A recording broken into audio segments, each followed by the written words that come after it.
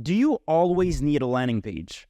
Well, the answer here might surprise you because you may already know that my agency Splitbase has built landing pages for some of the top brands in e-commerce.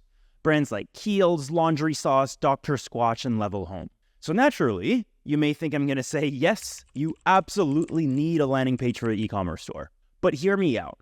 It is not always the case, and there are definitely exceptions. Now, whether you actually need a landing page depends on which stage of your customer's buying journey you're targeting and what are your goals. So, a buying journey usually has 5 stages. Okay, we've got an awareness, we've got need awareness, we've got solution awareness, product awareness, and then purchase. I talk about this a little bit more in one of my YouTube videos about buying stages, but anyways, for this video, back to the stages. The least aware your customer is about your product, your solution, and the need that you're solving, right?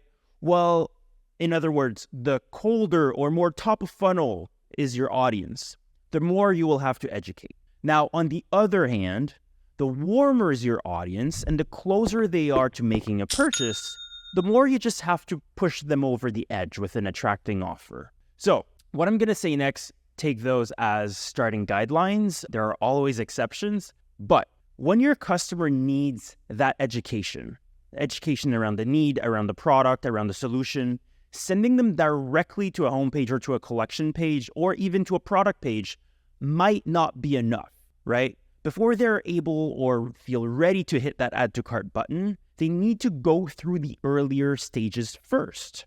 And that's really when landing pages can help. What type of landing page? That, again, depends, and I have another video on my YouTube about that. But, if you're aiming for new customer acquisition and you're targeting colder audiences, unless you're selling something very visual that doesn't need a lot of education, like fashion or home decor and furniture, well, that's when landing pages can help most. Now, on the other end, if you're advertising to existing customers, newsletter subscribers, ads that are retargeting people that's been through your landing pages or funnel before, they may know quite a bit about you guys and the business and the product that you sell already.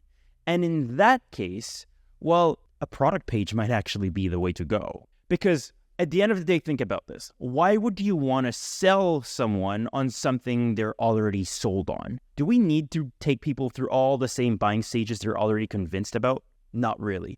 And that's why for warmer audiences, a product page that really just entices them to add to cart and buy is often the way to go. Now, at the end of the day, to sum it up, the more you have to educate your customers, the more you might need a landing page. But the warmer is your audience, the more okay it is to send them to a product page.